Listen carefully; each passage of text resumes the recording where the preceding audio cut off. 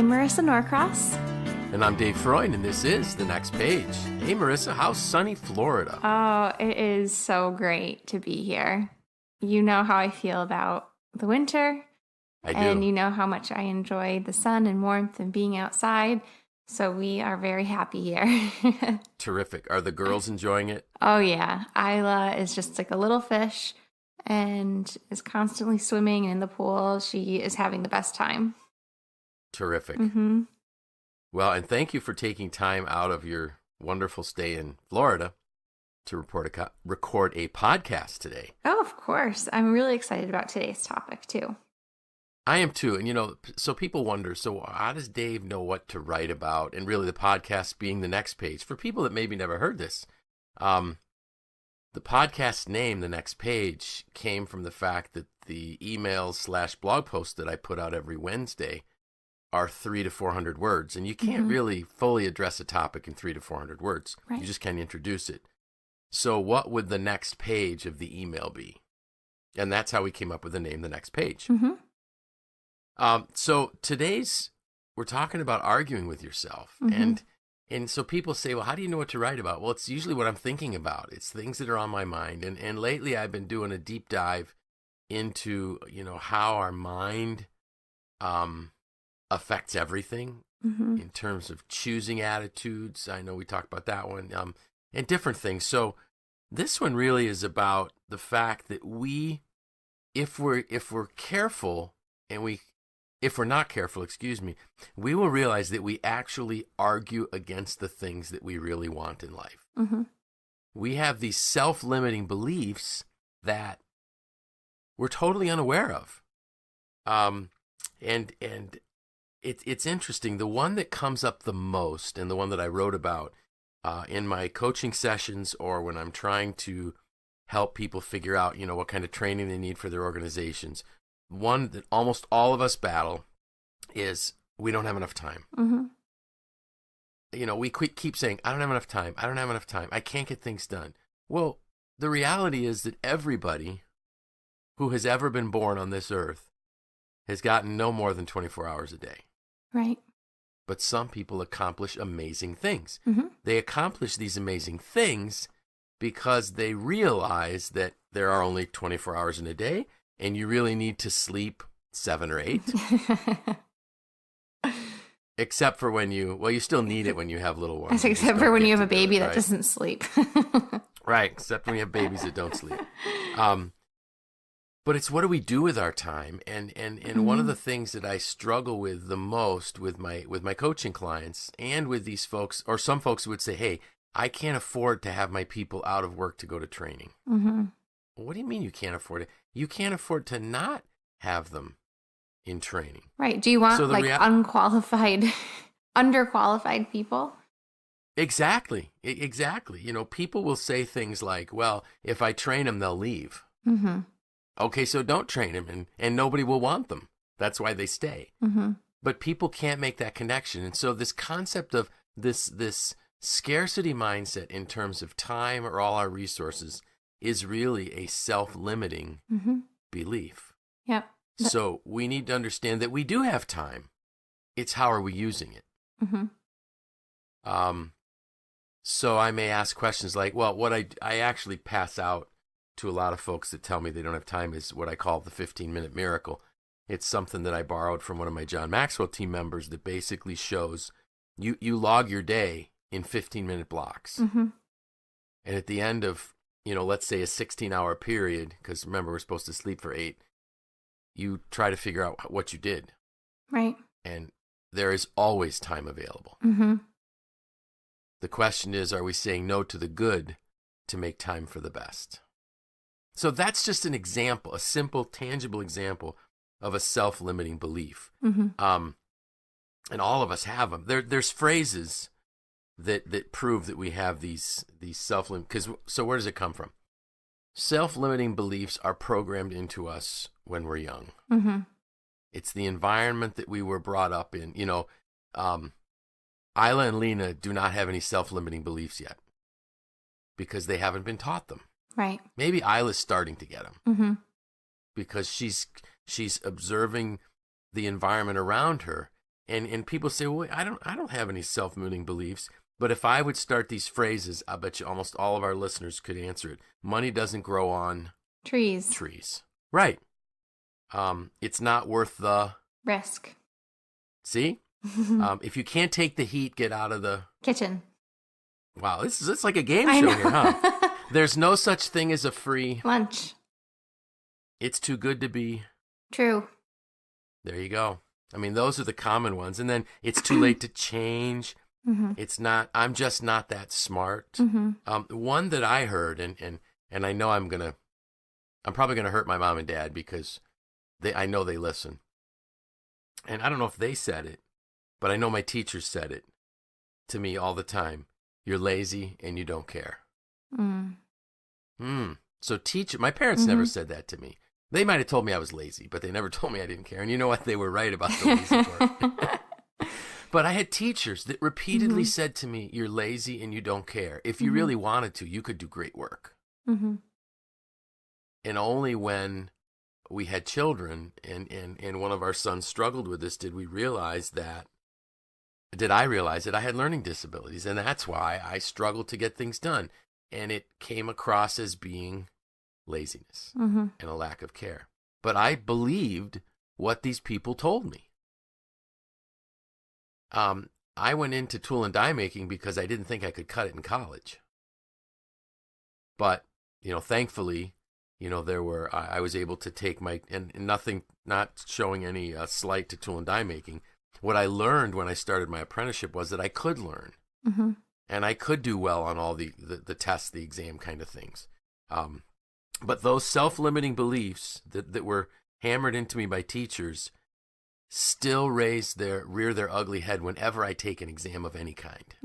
I just get extremely anxious. Right. I mean, and it's something that everyone has, right? I mean, everyone's got something. And do you feel like they, it doesn't seem like they maybe will always go away, but it's our responsibility to overcome them. Exactly. Right? And you brought up a great point because I kept thinking you can make them go away. And what I've been reading and one of my mentors that speaks on the topic says they don't go away. Because if we think about them, the reason why they are limiting for us is that they are in our subconscious mind. And so what happens is that as we get ideas or we get, we hear people talk about things, if we've had bad experiences with it, our brain just rejects that concept as something that isn't possible. And so if we think about it, our conscious mind is our thinking, our subconscious mind or our non-conscious mind is our feeling. So all of these self-limiting beliefs, so in that non-conscious or subconscious mind is where our self-esteem is. It's where our self-image is. It's where we store the things that create value or no value for us as individuals personally. And so what happens is our conscious mind hears something. Our subconscious or non-conscious mind says, yeah, there's too much bad stuff here. So then our conscious mind just doesn't accept it, just rejects it. It bounces right off, so to speak. So we have to retrain or reshape that thought, that belief, and replace it with something. Now, it's still there because we think about all the, the hundreds of millions, probably billions of bytes of information in our non-conscious mind. It's still going to linger, and we have to be careful to not let it become a dominating belief again. And so one of the phrases that one of my mentors said is, thoughts become beliefs, beliefs become actions. So what are you believing? Well, you believe what you think about the most. Right. So that's where we have to figure out, okay, what are my self-limiting beliefs? What are these lies that I'm telling myself? And how can I overcome them? Can you think of self-limiting beliefs that you've heard people or you've observed in people? I mean, I often observe a lot of scarcity mindset type things, like regarding resources, time, money. Yep. a lot of education based things like, I should go back to get my master's, but there's no way I could do it because it's too expensive, or there's no way I could do it because I don't have the time, or I don't have the energy, or it just seems, too far out of reach because of maybe the scale of getting a master's degree.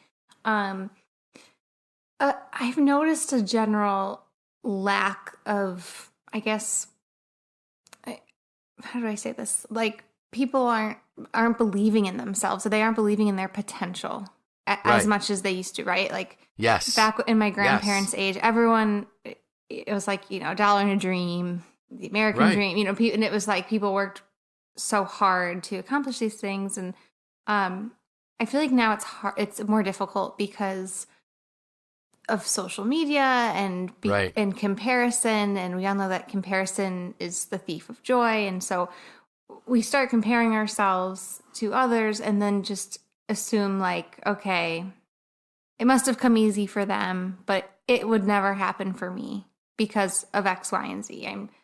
I'm not smart enough, or I'm I don't have the time to work on it, or I'm not X enough, I'm not Y enough. It tends to follow that same pattern. And that's where I think I see it most. Yeah. And so let me give people an example of this argument where, so let's say we want to go back to school. We want to get our master's because it's going to open up a door for opportunity. Mm-hmm. So what we literally tell people is, this is something I want to do because I want to reach my full potential. I want to be able to get a better, more fulfilling job, provide better for my family. And then we get to the but. Mm-hmm. But I don't have time because I have 2 little kids at home. Mm-hmm. So why did you just argue against your own dream? But I can't do it because I don't have the money to do it. Again, you just argued against your dream. Mm-hmm. I need to spend more time with my wife once the kids are in bed so that we have a better marriage, so I really can't do this. Okay, so now you actually used a dream to argue against your dream.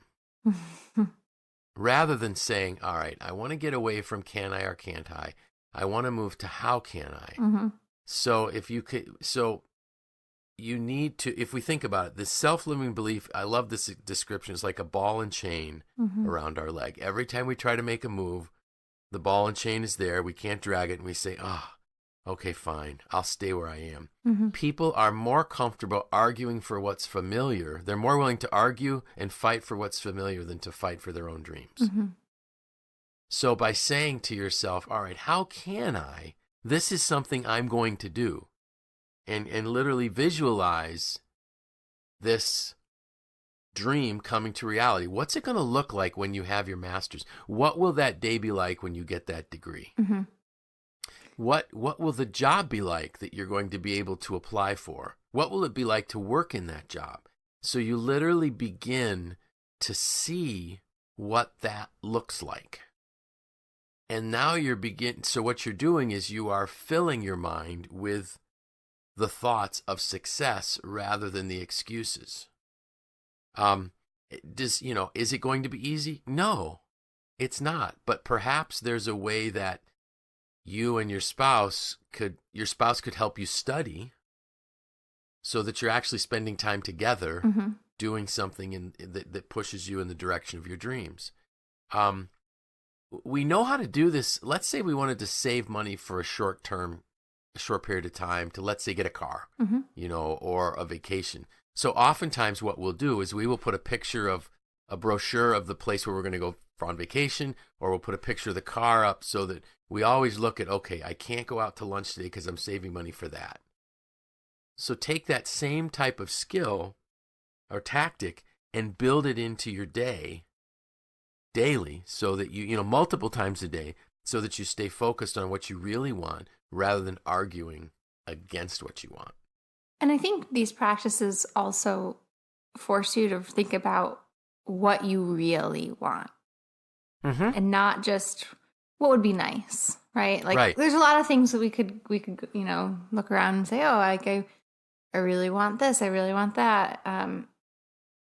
But to be able to kind of hone in and focus on what's important and what is truly like a dream of yours or something that you'd like to accomplish, and then enjoying that journey. And these are things that we've talked about in the past, but instead of looking at like, okay, here's all the hard work I'm going to have to put into this, looking at, just flipping the question to can I or can't I, to how can I, and then finding the excitement in that answer. The how can I can be really exciting, almost as exciting as your dream or what you're looking to accomplish, because there's a sense of accomplishment in that alone, like figuring out like, here's how I'm going to do it. Right. And then like, I'm doing it. Like I'm doing it. It's like riding a bike. Okay. How can I take the training wheels off? Yeah. And then, here you are, you're a kid, you've got your parent behind you pushing you on the bike, and then you're doing it. Like you're cruising through, and it's an amazing feeling that you get as a kid, and you can feel that again when you're doing things like this. And I think it can be really exciting, instead of like, okay, let me like crush these self-limiting beliefs and push through, but finding that excitement in the how can I is important. Exactly. And a good example, Marissa, of what you just talked about is a vacation. Mm-hmm. So if we think about it, what's so exciting about a vacation? Well, yeah, going on the vacation is really exciting, mm-hmm. but the planning of the vacation makes the vacation exciting. Mm-hmm. And I remember one time I had a great barber that I went to. Well, I went to him till I lost my hair, so I quit him before he quit cutting hair. But anyways, he used to say, David, planning for the vacation is as much fun as going. Mm-hmm. And it's true. It is. It really is. You have to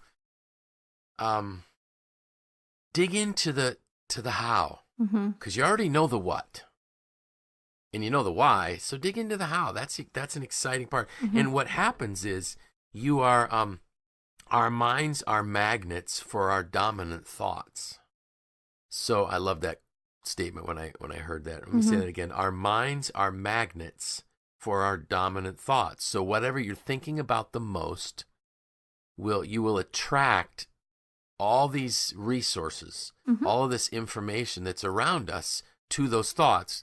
And we talked once about the Bader-Meinhof phenomenon, which is, when we buy a new car, we see one everywhere. Mm-hmm. That's the same thing here.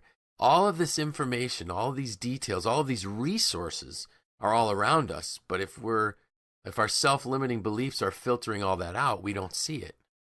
Right. So by making that a dominant thought, it all of a sudden just appears all around us. Using the law of attraction to manifest what you really want. Exactly. Again, I actually thought we needed another microphone so your mom. I know. Well, she's here. She is here. I was thinking the same thing. I gotta have three of us on here today, but or have her just hover around your microphone, because she's an expert in this. She is, but you know what? There's so much information if you were to just Google law of attraction. It's exactly, you can teach yourself plenty. Right. And one of the things too, when we think about, well, okay, if I'm going to do this, I'm going to have some difficult conversations with people, to help change my beliefs, and help get some of the negativity away. And I love what Deborah Searle said. She was the adventurer that we featured, one of the speakers of Live to Lead in last October. She said she plays these movies in her mind of what that successful meeting's going to be like. Mm-hmm. So she's programming her thoughts for the positive outcome rather than the negative outcome. Mm-hmm. She's the one that I stole the choosing attitudes from. What's your attitude going to be today? Are you going to give in to, this fatalistic view of things? Or are you just going to say, no, that's crazy. This doesn't have to be this way. I started sharing this with my supervisory leadership class about a week and a half ago. And the neat part was that people started asking me to, well, I said I would update them at the end of the week. They needed to hold me accountable that I was choosing an attitude every day. But the next day, some of them sent me an email and said, what's your attitude today? Mm-hmm. So I started sharing it with them daily. Of course, today it's going to come later because I'm on a podcast, but I'll do it when we're done.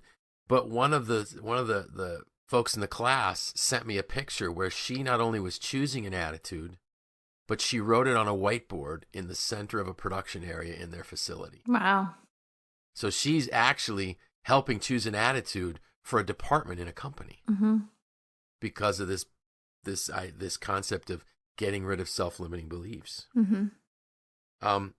Affirmation statements are great for changing self-limiting beliefs. But you have to, it's a repetitious thing. It's something you do every day. And I've shared where, one of my most crippling self-limiting beliefs, it took me 9 months of reading my affirmation statement every day to overcome it. But I did. Right. And now it's a new truth. It's a new belief. Because remember, thoughts become beliefs, which become actions. Filling our minds with new information to contradict those self-limiting beliefs. So it's not hard. No, I shouldn't say that. It's not difficult. It's hard. And there's a difference. It takes commitment. It takes commitment. That's great. A good way to put it. You have to be committed. And sometimes you need a thinking partner to do it. Because it's amazing. I mean, I think like once you commit to doing this, it becomes just like ingrained in you. And right. It's a habit. It is. It's a habit. It's very, exactly. It's a habitual way of thinking. So we have to change our way of thinking. So I wrote down 4 tips for overcoming self-limiting beliefs. Write it down and determine their roots. Do an autopsy. Where did it come from? Right. What was the cause of this belief? Was it a stereotype that I grew up believing? Was it a prejudice that I heard or I had to deal with when I was growing up? Acknowledge that it is a held belief and not a truth. There's a difference. Not everything we believe is true. So once we can write it down, we can figure out the roots, we can acknowledge that it's a belief we hold and not something that is actual truth, then we can rationalize putting it in its proper place, which is, this is no longer a belief of mine.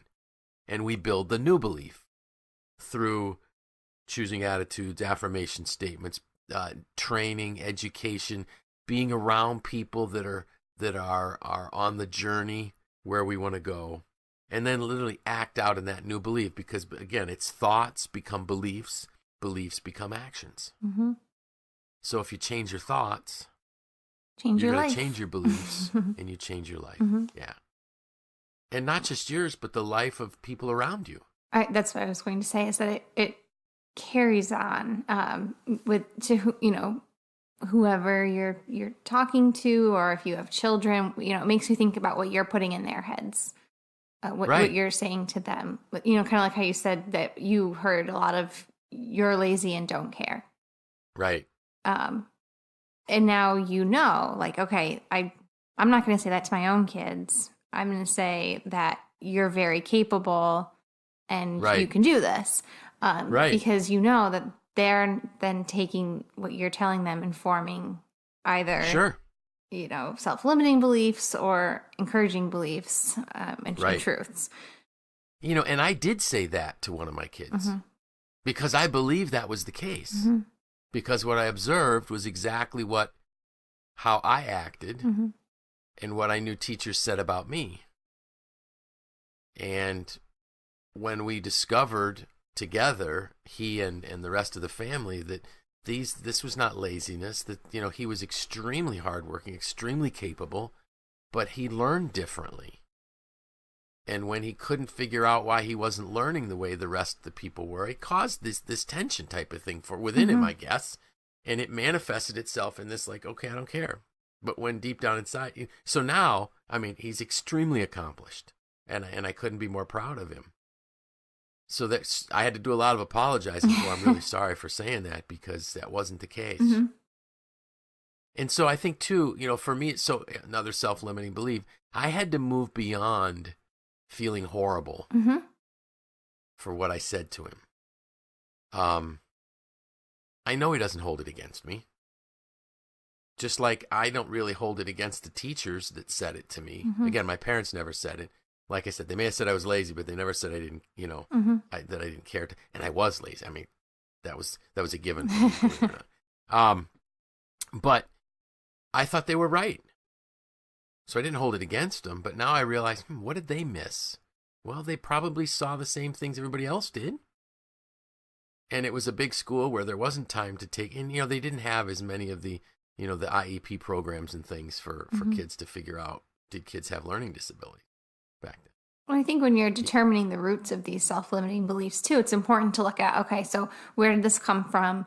Who said it? Who may have said this to me or put this in my head? And like, do I even care for their opinion?